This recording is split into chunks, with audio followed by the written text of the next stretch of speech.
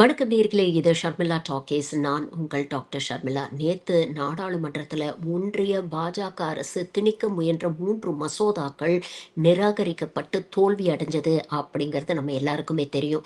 ஒரு பக்கம் திமுகவுடைய தலைவர் மாண்புமிகு முதலமைச்சர் திரு மு.க.ஸ்டாலின் அவர்கள் இது தமிழ்நாட்டு மக்களுடைய மாநில உரிமைகளுக்கான போராட்டத்துக்கு கிடைத்த வெற்றி அப்படின்னு பதிவு பண்ணியிருக்கிறாரு. அதை கொண்டாடவும் செஞ்சிருக்கிறாரு.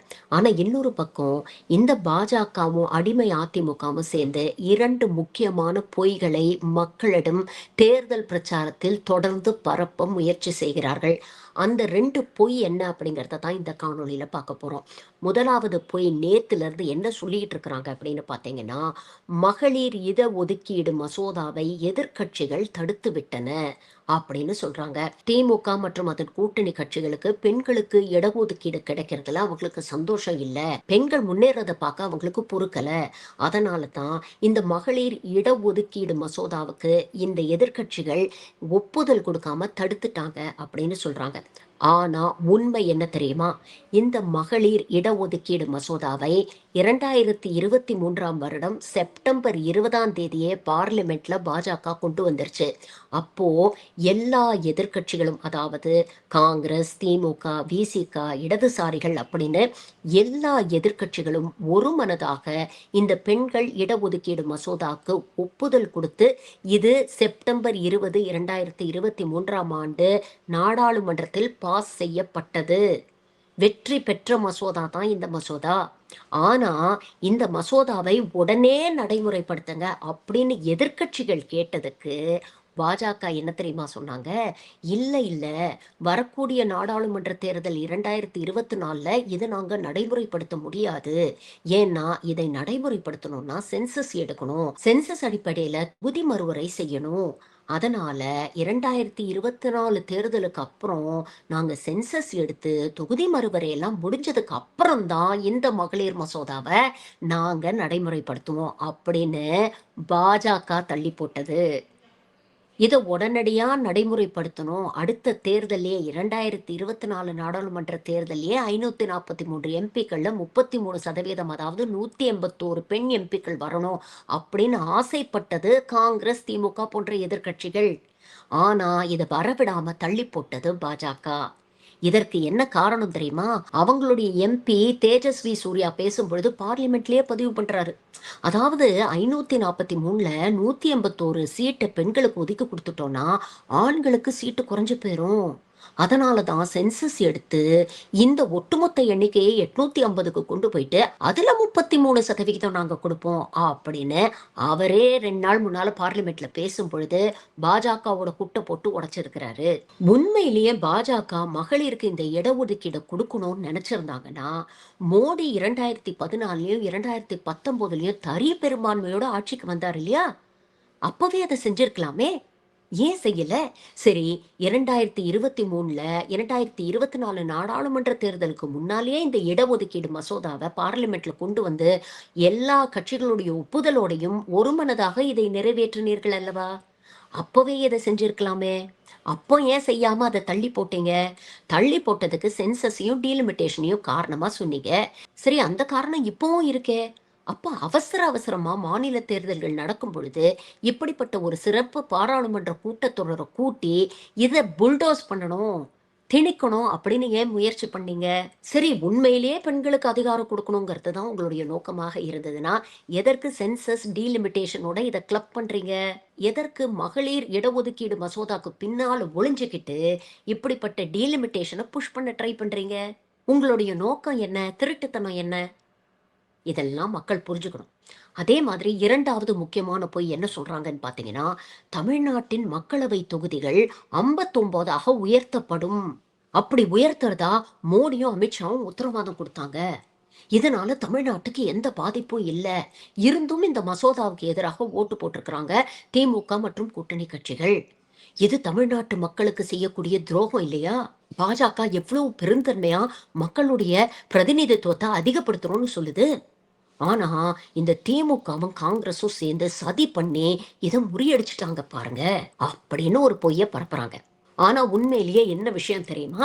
பாஜக கொண்டு வந்த இந்த சட்ட திருத்தத்தின் வரைவுப்படி எந்த ஒரு இடத்துலயும் நாங்க 50% ப்ரொபோர்ஷனேட் ரெப்ரசன்டேஷன்ல எல்லா மாநிலங்களுக்கும் அவங்களுடைய ரெப்ரசன்டேஷனை சீட்டை ஏத்துவோம் அப்படின்னு குறிப்பிடப்படவில்லை.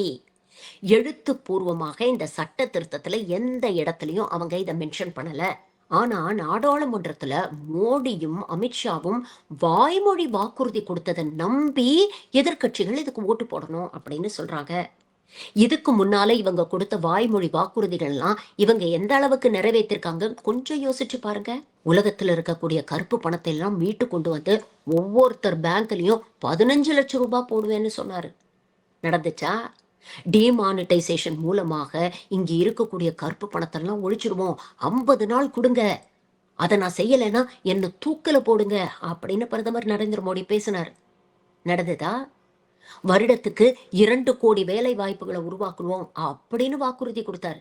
நடந்துச்சா? விவசாயிகளின் வருமானத்தை இரட்டிப்பு ஆக்குவோம் அப்படின்னு பேசினார். நடந்துச்சா? நாடாளுமன்றத்தில் வாய்மொழியாக கொடுக்கக்கூடிய எந்த உறுதிமொழியையும் சட்ட ரீதியாக நாம எந்த கேள்வியும் கேட்க முடியாது. ஆனா சட்ட வரைவுல இது குறிப்பிட்டிருந்ததுன்னா அட்லீஸ்ட் சட்ட ரீதியாக இதை நாம கேள்வி கேட்க முடியும். ஆனா ரொம்ப தந்திரமா பாஜக என்ன பண்ணிருக்குன்னா சட்ட திருத்தத்தில் இதை பத்தி எதுவுமே சொல்லல. 50% யூனிஃபார்மா எல்லாருக்கும் ஏத்துவோம் அப்படின்னு சொல்ல, மாறாக என்ன சொல்லியிருக்கிறாங்கன்னா லேட்டஸ்ட் சென்சஸ் மக்கள் தொகை அடிப்படையில் இந்த திருத்தங்கள் கொண்டு வரப்படும் அப்படின்னு சொல்லியிருக்கிறாங்க. லேட்டஸ்ட் சென்சஸ்னா நாம எதை கணக்குல எடுத்துக்க முடியும்? 2026 எடுக்க வேண்டிய சென்சஸை இன்னும் எடுக்கல. கடைசியா எடுக்கப்பட்ட சென்சஸ் 2011ஆம் ஆண்டு. அந்த சென்சஸோடைய அடிப்படையில தொகுதி மறுவரை செஞ்சா மக்கள் தொகையை சிறப்பாக கட்டுப்படுத்திய தென் மாநிலங்களுக்கான ரெப்ரசன்டேஷன் குறையுமா குறையாதா? வட மாநிலத்துக்கான ரெப்ரசன்டேஷன் அதிகரிக்குமா இல்லையா? இதனால நம்ம மாநிலத்துக்கு இருக்கக்கூடிய உரிமைகள் பாதிக்கப்படுமா இல்லையா? இன்னைக்கு 40 எம்பிக்கள் நாம வச்சிருக்கோம். அப்படி இருந்தும் எம்பிக்களை சஸ்பெண்ட் பண்ணிட்டு இவர்களுக்கு வேண்டிய மசோதாக்களை இவங்க இஷ்டத்துக்கு பாஸ் பண்ணிட்டு இருக்கிறாங்க. இந்த ரெப்ரசன்டேஷன் மேலும் குறைஞ்சதுன்னா தென் மாநிலங்களுடைய நிலைமையை யோசிச்சு பாருங்க. ஒரு பக்கம் மக்கள் தொகையை கட்டுப்படுத்தி கல்வியை அதிகரிச்சு சுகாதாரத்தை அதிகரிச்சு முன்னேற்றங்களை கொண்டு வந்து எக்கனாமிக்கலா இன்னைக்கு இந்தியாவுக்கு அதிகமாக கான்ட்ரிபியூட் பண்ணக்கூடியது தென் மாநிலங்கள் தான். இப்படி நாம உழைச்சு சம்பாதிச்சு இவங்களுக்கு கொடுப்போமா? ஆனா முடிவெடுக்கக்கூடிய அதிகாரங்களை எந்தவித உழைப்பும் போடாம மக்கள் தொகையை கட்டுப்படுத்தாத வட மாநிலங்களுக்கு கொடுப்பாங்களாம். அப்ப இது மூலமாக என்ன நடக்கும்? நாடாளுமன்றத்துல நம்ம குரலுக்கு வேல்யூவே இருக்காது. அப்போ இவங்க இஷ்டத்துக்கு நினைச்சபடி இவங்க நடைமுறைப்படுத்தணும்னு நினைக்கக்கூடிய சட்டங்களை வட மாநிலத்தில் இவங்களுக்கு இருக்கக்கூடிய பெரும்பான்மையை வச்சு எளிதில் நடைமுறைப்படுத்திடலாம். அப்படி என்னெல்லாம் பண்ணுவாங்க யோசிச்சு பாருங்க. கல்வியை மாநில பட்டியலிருந்து ஒன்றிய பட்டியலுக்கு கொண்டு போவாங்க. மும்மொழி கொள்கையை நடைமுறைப்படுத்துவாங்க. ஹிந்தியை தேசிய மொழி அப்படிம்பாங்க. சமஸ்கிருதத்தை கொண்டு வந்து நம்ம மேல திணிப்பாங்க. மாநில உரிமைகளுக்காக நாம பேசக்கூடிய குரல் மெல்ல மெல்லமாக மௌனமாகிவிடும். ஆனா இத பத்தியெல்லாம் பேசாம ரொம்ப வஞ்சகமா இந்த 2 பொழிகளை இந்த தேர்தல் பரப்புரையில தொடர்ந்து பாஜகவும் அதிமுகவும் செஞ்சுக்கிட்டு வருது. இது ஒரு கான்ஸ்டிடியூஷனல் அமெண்ட்மெண்ட் சட்ட திருத்தம். இது நாடாளுமன்றத்துல 2/3 மெஜாரிட்டி இருந்தாதான் பாஸ் ஆகும். அப்படிப்பட்ட 2/3 மெஜாரிட்டி கிடைக்காதுன்னு தெரிஞ்சும் பாஜக ஏன் இந்த நேரத்துல குறிப்பாக எதிர்க்கட்சி மாநிலங்கள்ல நடக்கக்கூடிய தேர்தல் நடக்கும் பொழுது சிறப்பு பாராளுமன்ற கூட்டத்தை கூட்டி ஏன் இதை திணிக்க முயற்சி பண்ணாங்க?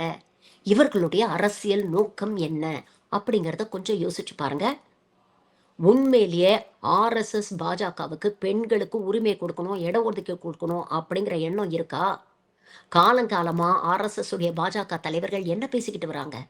பெண்களுடைய இடம் வீட்டுக்குள்ள, அடுப்பங்கரையில, பெண்கள் படிக்கக்கூடாது, பெண்கள் முன்னேறக்கூடாது, பெண்களுக்கு அரசியல் அதிகாரம் கொடுக்கக்கூடாது அப்படின்னு பேசுனது சங் பரிவார் அமைப்பு.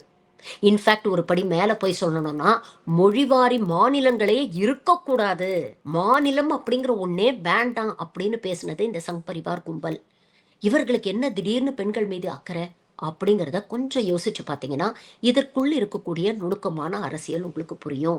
இந்த மசோதா கண்டிப்பாக எதிர்க்கட்சிகள் எதிர்ப்பாங்க அப்படிங்கிறது பாஜகவுக்கு தெரியும். இருந்தாலும் தேர்தல் சமயத்துல இது கொண்டு வரதுல இவங்களுக்கு ஒரு சின்ன நப்பாசை. தேர்தல் பிரச்சாரத்துல எம்பிக்கள் எல்லாம் பிஸியா இருப்பாங்க. இங்க பெருவாரியான எம்பிக்கள் வச்சிருக்கக்கூடிய எதிர்க்கட்சிகள் யாருன்னு பாத்தீங்கன்னா, இங்க தமிழ்நாட்டுல திமுக, வெஸ்ட் பெங்கால்ல திரிணாமுல் காங்கிரஸ். இவங்க தேர்தல் பிரச்சாரத்துல இருக்கிறதுனால நாடாளுமன்ற கூட்டத்தொடருக்கு வரமாட்டாங்க. அதனால ஈஸியா இத பாஸ் பண்ணி நாம தொகுதி மறுவரைய நம்ம இஷ்டப்படி செஞ்சுக்கலாம் அப்படிங்கிற ஒரு பிளான் போட்டாங்க.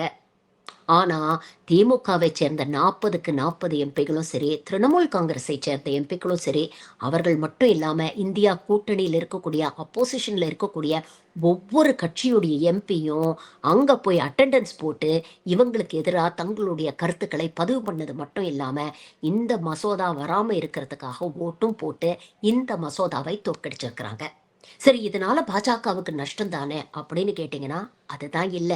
இது தோற்கும் அப்படிங்கிறது அவருக்கு நல்லாவே தெரியும் அப்படிங்கிறதுக்கு மேலும் ஒரு உதாரணத்தை நான் சொல்றேன். இந்த மசோதா தோற்கடிக்கப்பட்ட 10வது நிமிஷம் பாஜகவை சேர்ந்த பெண் எம்பிக்கள்லாம் நாடாளுமன்ற வாசல்ல வந்து போராட்டம் பண்றாங்க.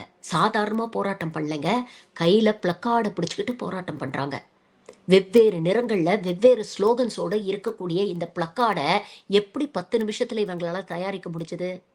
அப்போ இந்த மசோதா தோர்த்து போகும் அப்படிங்கிறது இவங்களுக்கு ஏற்கனவே தெரியும். தெரிஞ்சதுனால தான் இந்த போராட்டத்தை பண்ணணும்னு முன்கூட்டியே பிளான் பண்ணி வச்சு இந்த பிளக்கார்ட்ஸ் எல்லாம் ரெடி பண்ணி வச்சிருக்கிறாங்க. இப்போ புரியுதா? அப்போ இவர்களுடைய நோக்கம் மகளிருக்கு இடஒதுக்கீடு கொடுக்கறது இல்ல.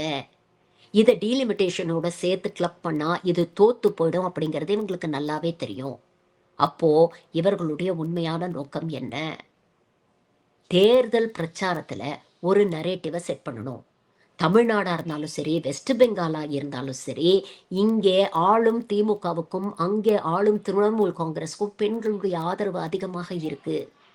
பெண்களுக்காக இங்க நம்மளுடைய மாண்புமிகு முதலமைச்சர் கொண்டு வந்த நலத்திட்டங்கள் பெண்கள் கிட்ட பெரிய வரவேற்பு பெற்றிருக்கு. இங்க பெண்களுக்கு பாதுகாப்பு இல்ல, சட்டம் ஒழுங்கு சரியில்லை அப்படின்னு இவங்க சொல்லக்கூடியதெல்லாம் தமிழ்நாட்டுல கிரவுண்ட் லெவல்ல பெரிய இம்பாக்டை ஏற்படுத்தல. இதெல்லாத்தையும் தாண்டி இங்கே பெண்கள் பாதுகாப்பா தான் இருக்காங்க அப்படிங்கிறது ஒன்றிய அரசுடைய தரவுகள் சொல்லுது. பெண்களுக்கு எதிரான வன்கொடுமைகள் இங்க விட பாஜக ஆளக்கூடிய மாநிலங்கள் தான் அதிகமா இருக்கு அப்படின்னு ஒன்றிய அரசின் தரவுகள் சொல்லுது. பெண்கள் ஒட்டுமொத்தமா திமுக கூட்டணிக்கு ஆதரவா நிக்கிறாங்க அப்படிங்கிறது தெரிஞ்சதுனால இப்படி ஒரு விஷயத்த செஞ்சாவது பாருங்க பாருங்க இவங்க பெண்களுக்கு எதிராக இருக்கிறாங்க அப்படிங்கிற ஒரு பொய்யான நரேட்டிவை கட்டமைக்க முயற்சி பண்றாங்க. இதே தான் வெஸ்ட் பெங்காலுக்கும். ஆனா உண்மை என்ன தெரியுமா? பெண்களுக்கு உள்ளாட்சி தேர்தல்ல 33% உள்ஒதுக்கீடு கொண்டு வந்தது கலைஞர். அதை ஜெயலலிதா அம்மா 50% உயர்த்தினாங்க. ஆனா அதுக்கப்புறம் அவங்க இறந்து போயிட்டாங்க. அதை நடைமுறைப்படுத்தினது முத்துவேல் கருணாநிதி ஸ்டாலின். பெண்களுக்கு வாக்குரிமையை வாங்கி கொடுத்தது ஜஸ்டிஸ் பார்ட்டி. பெண்களுக்கு சொத்துரிமையை 1989 வாங்கி கொடுத்தது கலைஞர். பெண்களுக்கு அரசு வேலைகளை 30% ஒதுக்கீடை வாங்கி கொடுத்தது கலைஞர். அதை 40% உயர்த்தியது முத்துவேல் கருணாநிதி ஸ்டாலின். இன்னைக்கு இந்த திராவிட மாடல் அரசுனால பெண்களுடைய கல்வி விகிதம் அதிகமா இருக்கு.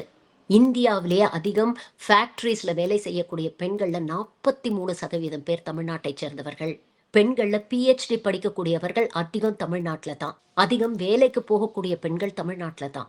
இப்படி பெண்களுக்காக ஒவ்வொரு விஷயத்தையும் பார்த்து பார்த்து செஞ்சிருக்கு இந்த அரசு. பெண்களை சமூக ரீதியாகவும் பொருளாதார ரீதியாகவும் அரசியல் ரீதியாகவும் வலிமைப்படுத்தி இருக்கிறது திராவிட மாடல் அரசு.